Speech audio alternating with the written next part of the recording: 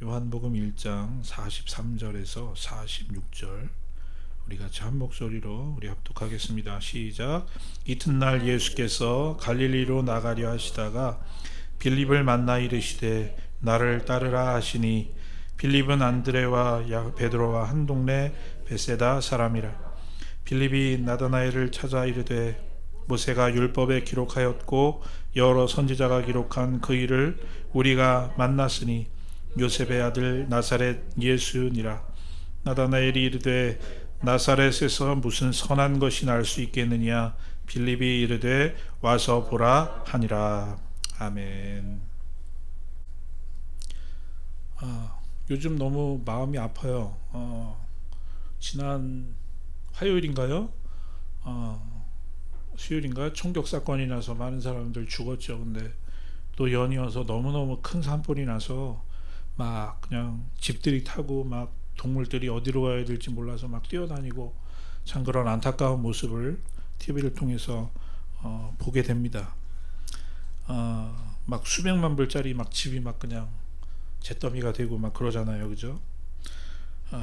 여러분, 우리의 인생은 꼭 그 텔레비전 화면에 나오는 것과 같지 않나, 그런 생각을 했습니다.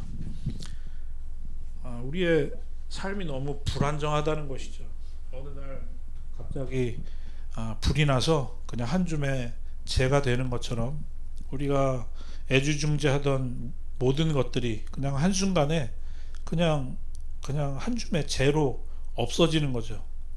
실제로 우리 주님은 뭐라고 말씀하셨습니까? 너는 흙에서 왔으니 흙으로 돌아갈지니라.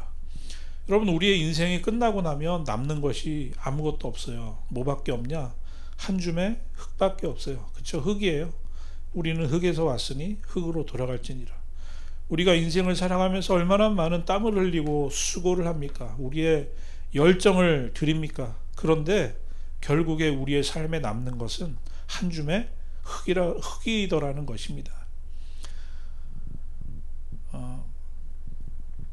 시금석이라는 말이 있어요. 다이아몬드도 갈아버려서 정말로 우리가 알고 있는 보석들은 다 땅에서 나는 거잖아요, 그죠?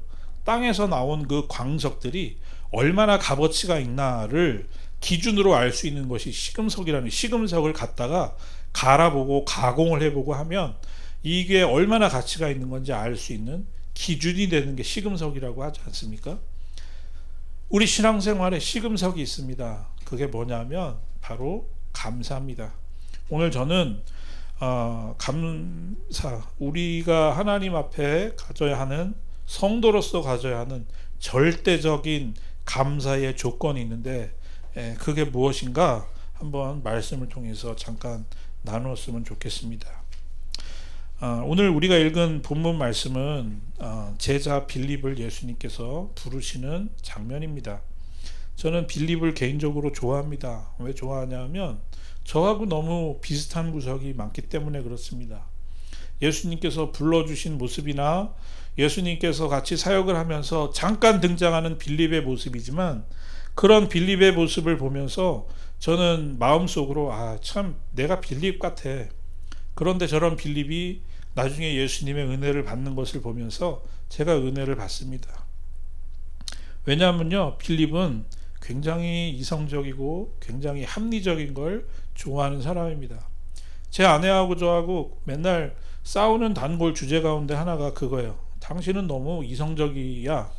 너무 합리적이야. 그래서 꼭 무슨 일을 접근할 때 뭐가 1 플러기 1은 2가 돼야 되고, 요게 여기 있었으면 절로 가면 안 되고, 왜 당신 항상 그런 식으로 생각해? 뭐 이제 그런 것들이 제 아내한테 불만인데, 저는 개인적으로 그런 사람이에요. 저는 좀 합리적이고 이성적이고 좀 그런 어떤 일을 처리하는 데 있어서 그런 식으로 항상 생각을 해요. 그런데 성경에 등장하는 빌립, 제자 빌립의 모습이 그렇습니다. 빌립이 성경에 많이 등장하지 않아요. 요한복음에 3번 그의 이름이 등장하는데 6장에서 빌립이 등장해요. 그런데 요한복음 6장은 여러분들이 다 아시는 것처럼 어떤 말씀이 등장하죠? 오병이어의 기적의 현장이 등장하죠. 근데 예수님께서 빌립에게 물으셔요. 이 많은 사람들 어떻게 하면 먹일 수 있겠느냐? 예수님께서 그렇게 물으실 때 빌립이 7절에 대답을 합니다. 빌립이 대답하되 각 사람으로 조금씩 받게 할지라도 200데나리온의 떡이 부족하리이다. 그렇게 말씀합니다. 각 사람들한테 돈을 각출을 하고도 200데나리온은 더 필요합니다. 여러분 아시죠? 한 데나리온은 어느 정도의 가치죠? 그 당시 성인 남자가 하루를 꼬박 일해서 벌 수 있는 그 액수가 한 데나리온이거든요.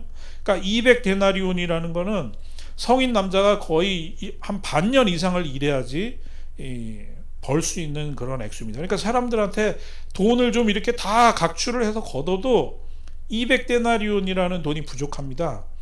어떻게 이런 대답을 그렇게 금방 할 수 있을까요? 그렇죠? 그러니까 굉장히 빌립은 머리도 좋았고 굉장히 합리적인 그런 사람이었어요. 그런데 예수님이 원하시는 대답은 그게 아니었죠.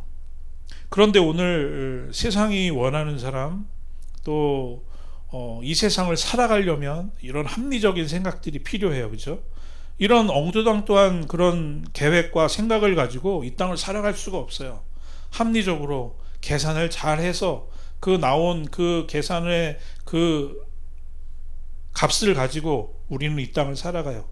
우리가 한 달에 어떻게 해야지 가정 경제가 이렇게 되지, 내가 어디다가 어떻게 이런 물질을 잘 배치를 하고 내 삶을 어떻게 계획을 짜고, 우리는 그런 것들에 관심을 가지고 살아가요. 그리고 그런 것들을 잘하면 성공적인 삶이라고 그렇게 얘기들을 해요. 그런데 여러분, 여기에는 큰 함정이 있어요. 빌립처럼 머리 계산이 빠르고 빌립처럼 뭔가 합리적이고 이성적인 것 같은데 여기에는 큰 함정이 있어요. 여러분, 그게 뭔지 아세요? 우리의 합리적인 생각, 우리의 합리적인 판단을 뛰어넘어서 역사하시는 하나님의 역사를 자꾸만 가로막는 그런 큰 그런 단점이 있다는 거예요. 여러분, 하나님의 역사는 우리의 상식을 뛰어넘어요. 우리는 안 될 것 같은데 하나님은 되게 하셔요. 분명히 없었는데 하나님은 창조하시는 하나님이셔요. 모든 사람들이 안 될 것이라고 얘기하는 순간에 하나님은 하게 하신다는 것이죠. 지금 빌립이 얘기한 것처럼 각 사람에게 좀 이렇게 돈을 다 걷어도 200데나리온 모자릅니다. 그리고 그 떡을 지금 당장 어디 가서 갖고 오겠습니까? 그렇게 말이 끝나기가 무섭게 무슨 일이 일어납니까? 모든 사람들, 거기에 있었던 5,000명, 성경학자들 많게는 2만 명까지 잡죠. 왜냐하면 어린이들과 여자들의 그 숫자를 잡지 않잖아요. 10,000명은 좋게 넘었을 사람들이 먹고도 남음이 있는 역사가 일어나는 현장에 빌립이 있게 되는 것입니다. 여러분, 내가 합리적이고 내가 이성적으로 이 땅을 살아가야 하는 것 맞습니다. 그렇지만 하나님의 역사, 오늘 우리의 삶을 개입하셔서 우리의 삶을 이끌어 가시고 주관해 주시는 그 하나님의 역사 가운데서는 제한이 없다는 것입니다. 우리 합리적인 생각을 뛰어넘어서 역사하신다는 것입니다. 그것을 여러분, 우리가 잊어버리면 안 된다는 것입니다.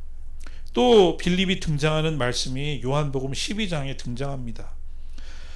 그 갈릴리 벳세다 사람 빌립에게 가서 청하여 이르되, 선생이여, 우리가 예수를 뵙고자 하나이다. 이방인들이 와서 예수님을 뵙고자 그렇게 빌립이 제자인 것을 알고 와서 그렇게 부탁을 할 때, 빌립이 예수님 앞에 그들을 인도하는 것이 너무나도 당연한 것이고 그것이 순서임에도 불구하고 빌립은 예수님 앞에 나가지 않죠. 그 다음 말씀을 보면 그는 예수님께로 그들을 인도하지 않습니다. 그들을 인도하는 대신에 그는 안드레에게 그 사람들을 데리고 갑니다. 그리고 안드레하고 빌립이 같이 그 사람들을 예수님께로 인도해 갔다, 그렇게 성경은 말씀하고 있습니다. 자꾸만 자신의 생각과 자신의 판단을 집어넣는 거예요. 그래서 예수님은 이방인 안 좋아하실 텐데, 예수님한테 이방인을 데리고 가면 이게 문제가 복잡해지는 거 아닌가? 자꾸만 자기의 생각과 자기의 판단을 집어넣어서 행동을 하게 되더라는 것입니다. 세 번째 또 등장하는 곳이 있는데요, 요한복음 14장입니다. 우리가 말씀 많이 나눴죠. 요한복음 15장에 무슨 일이 일어나죠? 예수님이 마지막 제자들과 만찬을 하시잖아요. 만찬을 하시고 포도나무의 비유의 비밀을 말씀해 주시는 말씀이 나오죠. 그 중차대한 자리 14장에서 8절에 빌립이 뭐라고 말씀하시는지 아세요? 빌립이 이르되 주여 아버지를 우리에게 보여주시옵소서. 그러면 족하겠나이다. 예수님이 7절에서 뭐라 그러셨냐면요, 너희가 나를 알았더라면 내 아버지도 알았으리로다. 너희가 나를 알면 아버지를 안 것이다. 그렇게 말씀하시는 자리에서 빌립이 지금 예수님께 뭐라고 한다고요? 아버지를 우리에게 보여주십시오. 그러면 제가 믿겠습니다. 다른 말로 저는 아직 예수님을 믿지 못하겠습니다. 그게 언제 지금 빌립이 얘기하는 거냐면요, 이제 예수님 오늘 밤 지나면 십자가에 달려셔요. 이제 끌려가셔서 고난받으시는 시간이 다 됐어요. 그럼에도 불구하고 아직도 빌립은 예수님을 믿지 못하겠다고 고백합니다. 그래서 예수님이 뭐라고 9절에 말씀하시냐면요, 빌립아, 내가 이렇게 오래 너희와 함께 있으되 내가 나를 알지 못하느냐? 나를 본 자는 아버지를 보았거늘 어찌하여 아버지를 보이라 하느냐? 예수님이 너무너무 안타까워서 하시는 그 심정의 말씀인 것을 우리가 이렇게 느낄 수 있지 않습니까?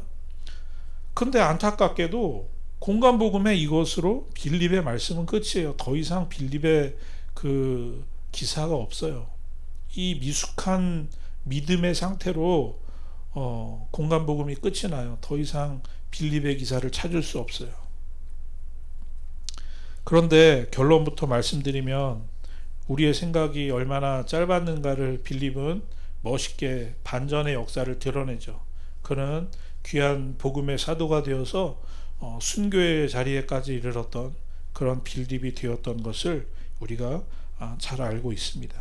여러분, 우리의 삶을, 저는 빌립의 삶을 묵상하면서 항상 저를 대입해서 생각해 볼 수밖에 없는데, 여러분 이 시간에 우리 빌립을 생각하면서 오늘 저와 여러분이 나누고 싶은 말씀은, 빌립에 허락하셨던 하나님의 은혜가 오늘 우리에게도 동일하게 흐르고 있다는 사실을 우리가 깨달았으면 좋겠다는 것입니다. 빌립에게 허락하신 은혜가 무엇인가?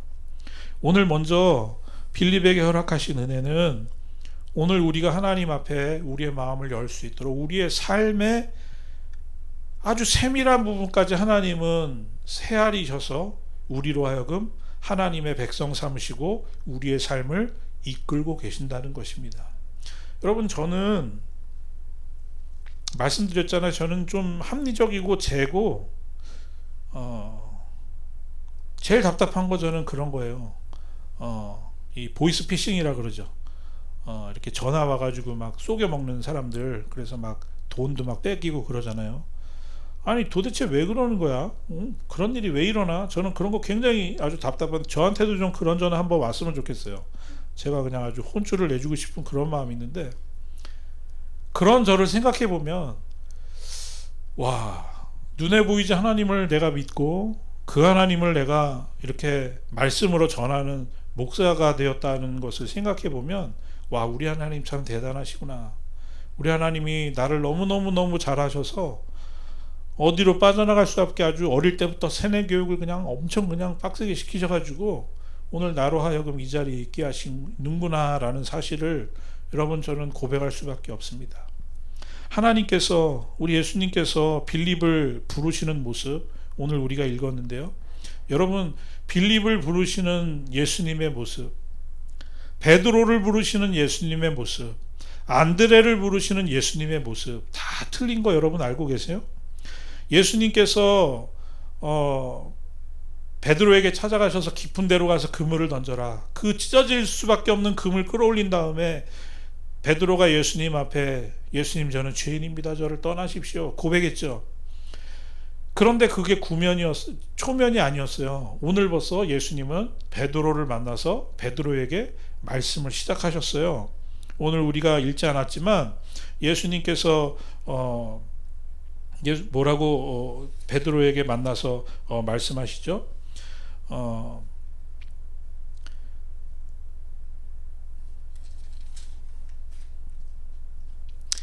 내가 요한의 아들 시몬이니 장차 게바라 하리라 하시니라. 그렇게 42절에 말씀하셔요. 그리고 오늘 본문 43절을 시작하시거든요.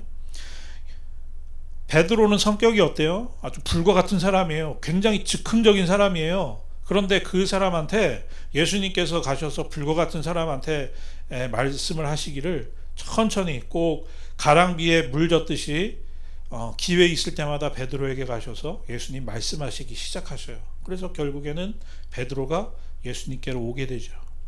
또 오늘 말씀에 보면 안드레라는 제자가 나오죠. 근데 안드레하고는 예수님께서 대화를 이어가시면서 이런저런 얘기를 하시면서 안드레를 부르셔요. 그런데 오늘 이 빌립을 부르실 때는 딱 한마디 하시죠. 뭐라고 말씀하시죠? 나를 따라라. 그냥 빌립하고는 하나님의 나라가 이렇기 때문에 너는 나를 따라야 된다. 너는 내가 지명하여 부른 내 사람이기 때문에 이렇게 중언부하시면서 빌립을 부르신 것이 아니라 빌립의 상황과 빌립의 생각과 빌립의 심정을 너무나도 잘 아시는 주님께서 빌립에게 가셔서 너는 나를 따라라 한마디 하실 때 빌립이 그를 따라가는 것을 볼 수 있습니다.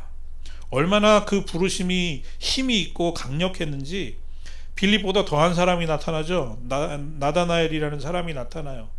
나다나엘에게 가서 예수님에 대해서 얘기할 때 나사렛에서 뭐 이렇게 선한 게 날 수 있겠어 의심하면서 얘기할 때에 빌립이 뭐라고 얘기합니까? 놀라운 얘기를 하죠. 와서 보라. 나다나엘에게도 아주 자기가 들었던 똑같은 얘기로 그렇게 권면을 하는 그런 빌립의 모습을 볼 수 있습니다. 여러분, 오늘 우리를 하나님께서 불러주신 그 부름의 과정들을 생각해 보면 우리가 알지 못했지만 그 이면에는 얼마나 많은 하나님께서 역사와 하나님의 계획과 하나님의 일하심이 있었는지 우리로 하여금 알 수 없지만 우리는 그 은혜를 힘입어서 오늘 이 자리에 있게 되었다는 사실입니다. 여러분, 우리 한 사람 한 사람 천하보다 귀한 우리들 하나님께서 오늘 이 자리에 있게 하신 것은 하나님의 세밀한 계획과 하나님의 세밀한 일하심이 있었다는 사실을 우리는 부인할 수 없습니다. 그렇죠? 여러분, 어떻게 오늘 이 자리까지 오게 되셨습니까? 이 자리까지 인도하신 그 하나님의 은혜, 우리의 삶의 가장 적절한 방법으로 가장 아주 필요한 시간에 우리로 하여금 이 자리에 있을 수 있도록 인도하신 그 하나님의 은혜를 기억하면서 여러분, 하나님의 부르심에 감사할 수 있는 그런 저와 여러분들 되실 수 있기를 바랍니다. 또 하나 여러분 나누고 싶은 것은요, 빌립을 통해서 주시는 은혜, 오늘 우리에게도 주시는 은혜가 있는데 여러분, 그것은 바로 우리의 연약함을 날마다 깨닫게 해주신다는 것입니다. 다시 한번 오병이어 그 사건을 기억해 볼까요? 5절 6절에 보면 뭐라고 말씀하시냐면요, 예수께서 눈을 들어 큰 무리가 자기에게로 오는 것을 보시고 빌립에게 이르시되 우리가 어디서 떡을 사서 이 사람들을 먹이겠느냐 하시니 이렇게 말씀하심은 친히 어떻게 하실지를 아시고 빌립을 시험하고자 하심이라. 뭐라고요? 예수님이 빌립이 뭐라고 얘기할지 알고 계셨다는 것입니다. 그런데 어떻게 할까 보고 시험하고자 하셨더라. 여러분, 예수님은 왜 다 알고 계시는데 빌립에게 그런 질문을 하셨을까? 왜 예수님은 빌립을 시험하고자 하셨을까? 여러분, 하나님은 우리를 시험하지 않는다 그러셨잖아요. 근데 왜 성경에서 시험한다고 말씀하시죠?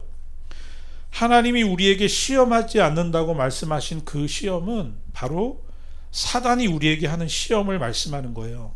우리로 하여금 시험 들게 해서 사탄의 시험의 목적은 뭐죠? 그것은 영어로 얘기하면 temptation인데, 그건 뭐죠? 끝이 항상 좋지 않아요. 우리로 하여금 죽고 망하게 하는 temptation이 바로 그 마귀가 주는 시험이에요. 하나님이 우리에게 주시는 시험이 있어요. 그것은 성경에서 말씀하는 하나님은 우리를 시험하지 않으신다는 그 템테이션의 시험이 아니라 우리를 어떻게 하시는 거예요? 테스트 하시는 거예요. 학생들이 중간고사를 봐요. 기말고사를 봐요. 그래서 합당한 스코어를 맞아야 학년으로 올라가죠. 너는 패스야. 한 단계 올라갈 수 있죠. 우리에게 테스트를 주셔요. 하나님은 아브라함을 테스트하셨어요. 다윗을 테스트하셨어요. 제자들을 테스트하셨어요. 그 테스트를 통과할 때마다 하나님은 우리에게 합당한 열매와 사명들을 주셨다고요. 오늘 하나님께서 우리에게 주시는 은혜가 있어요. 오늘 빌립에게 다 알았어요. 뭐 어떻게 대답할지 알고 계셨지만 우리 주님이 자꾸만 물으셔요. 오늘 하나님이 우리에게도 물으셔요, 여러분. 어떻게 물으십니까? 오늘 우리가 어떤 상황을 맞닥뜨렸을 때 빌립처럼 빠른 머리 계산으로 이 사람들을 먹이려면요 각 사람들한테 돈을 받고 200데나리온이 더 필요해요. 그런 머리가 빠릿빠릿 돌아가는 우리의 그 상황 가운데서 하나님은 아니야, 그것으로 할 수 있는 게 아니야, 너의 생각을 뛰어넘어서 역사하시는 하나님의 능력으로 할 수 있는 거야. 그거를 하나님은 빌립에게 가르쳐 주시기를 원하셨던 것이죠. 그래서 여러분, 그 상황에 예수님 곁에 서 있는 빌립을 생각해 보시라고요. 그렇게 자신 있게 얘기를 하고 난 다음에 어린아이가 가지고 나온 그 도시락에 축사하시고 그것을 나눠주라고 말씀하실 때 그 예수님 곁에 서 있었는지 아니면 사람들과 같이, 제자들과 같이 그 음식을 나눠주는 자리에 있었는지는 알 수 없지만, 여러분, 빌립이 어떤 생각을 했을까요? 아마 꼭 그럴 때 우리가 하는 말로 쥐구멍이라도 있으면 숨고 싶다라고 하는 그 심정이 빌립의 심정이 아니었을까요? 아마 평생에 잊을 수 없는 심정이 되어 있었을 것입니다. 오늘 우리로 하여금 주님께서 우리가 어떻게 하실지 다 알지만 우리에게 시험하시는 장소들이 있어요. 시험하시는 순간들이 있어요. 여러분, 그럴 때마다 우리가 잘못 선택할 수도 있어요. 우리가 믿음의 선택을 하지 못할 수도 있어요. 그것이 그렇지만 하나님의 은혜가 되는 것은 그럴 때마다 우리는 절감하는 거예요. 하나님, 제가 아직도 부족합니다. 참 제가 연약합니다. 하나님, 제 연약한 믿음을 붙잡아 주세요. 하나님을 붙잡을 수 있는 그런 우리에게 은혜를 주신다고요. 여러분, 우리의 연약함을 깨달을 수 있다는 게 얼마나 큰 은혜가 되는지, 여러분, 그것만큼 큰 은혜가 되는 것이 없습니다. 왠 줄 아세요? 예수님 뭐라고 말씀하셨죠? 내가 이 땅에 온 것은 의인을 부르러 온 것이 아니라 죄인을 부르러 왔다. 우리가 찬송하잖아요. 주여 주여 내 말 들으사 죄인 오라 하실 때에 날 부르소서. 죄인 부르러 오셨는데 나는 의인이에요. 나는 부족한 게 매일 없어요. 내가 생각할 때 난 다 잘하고 있어요. 그럼 예수님 오시면 난 너 모른다, 넌 나 필요 없다. 우리는 항상 주님 앞에 나갈 때마다 하나님, 내가 부족해요. 오늘도 참 하나님의 은혜 없이는 설 수가 없어요. 예, 하나님께서 매일 질문해 주시고 그 질문에 우리가 오답을 하고 잘못된 판단을 할 때 그것이 주님의 테스트였다고 할지라도, 그것에서 우리가 페일한다고 할지라도 우리는 매일매일 깨닫는 거예요. 내가 아직 연약하구나, 내가 부족하구나, 오늘도 하나님의 은혜가 없이는 내가 살아갈 수가 없구나. 여러분, 그런 은혜를 우리에게 주신다고요. 그것보다 더 큰 은혜가 어디 있습니까? 그 은혜를 통해서 우리는 주님을 만날 수 있거든요. 그 은혜를 통해서 우리는 주님을 붙잡을 수 있거든요. 여러분, 그것보다 큰 은혜가 어디 있어요? 교회가 어려워지고 가정이 어려워지고 우리 심정이 우리가 어려워지는 이유는 자꾸만 우리가 다른 사람들을 가르치기 때문에 그래요. 다 너가 잘못해서 그래. 그럴 때 우리가 자꾸만 힘을 잃어요. 가정이 자꾸만 어려워지고 내 심령이 어려워져요. 그렇지만 우리 주님과 맨날 대면하면서 하나님이 주신 은혜를 힘입으면 주님 나 내 잘못이에요. 용서해 주세요. 제가 잘못해서 그래요. 매일 은혜 속에 살아갈 수 있어요. 하나님이 주시는 기쁨 속에 살아갈 수 있어요. 거기에서부터 문제가 해결이 되고 거기에서부터 하나님의 나라가 내가 아니라 하나님의 은혜로 회복될 수 있는 은혜가 시작된다고요. 여러분 오늘 이제 한 주간 동안 우리 이제 감사절을 앞두고 하나님께서 주시는 감사를 기억하실 때 여러분 감사의 조건이 얼마나 많아요. 제가 이 목회 편지에 썼지만 여러분 감사의 조건들이 얼마나 많아요. 심지어 너무너무 힘들고 어려운 상황 속에서도 하나님을 향한 믿음을 주셔서 감사합니다. 어떤 목사님이 페이스북에 올리신 그 글을 봤어요. 이제 암 선고를 받으셔가지고 이제 운명하실 때가 다 됐대요. 근데 목사님이 오셔서 신방을 했는데 봉투를 주셨어요. 목사님 이제 목사님을 더 뵐 수 있는 날이 얼마 안 남은 것 같아요. 많은 액수는 아니지만 목사님에게 꼭 드리고 싶어요. 유용한 곳에 목사님 잘 쓰세요 하면서 봉투를 주신 것을 사진으로 찍어서 이렇게 올리신 것을 봤어요. 여러분 일생을 마감하면서 그 병의 고통 속에서도 그런 생각을 할 수 있다는 것, 감사할 수 있다는 것, 끝까지 하나님의 은혜를 붙잡을 수 있다는 것, 그것도 얼마나 큰 은혜입니까? 여러분 오늘 우리의 삶을 되돌아보면서 하나님의 은혜를 생각해 보면 처음부터 끝까지 하나님의 은혜가 아닌 것이 없죠. 그렇지만 우리가 오늘 말씀 나눈 것처럼 정말로 우리의 상황과 우리의 형편을 따라서 세밀하게 하나님이 우리를 불러주신 것, 우리를 하나님의 자녀 삼아주신 것, 자녀 삼아주셨을 뿐만 아니라 그것으로 끝나는 것이 아니라 매일 우리에게 질문해 주시고 찾아와 주셔서 역사해 주심으로 말미암아 매일매일 하나님의 은혜를 붙잡을 수 있도록 그 자리로 우리를 인도해 주시는 하나님의 은혜. 여러분 그 은혜를 기억하시면서 우리들 다음 주에 나와서 하나님 앞에 감사절 예배를 올려드릴 때 정말로 하나님 앞에 감사합니다. 모든 것이 다 하나님의 은혜입니다. 우리의 그런 진실된 그런 고백으로 하나님 앞에 나갈 수 있는 그런 저와 여러분들 되실 수 있기를 바랍니다.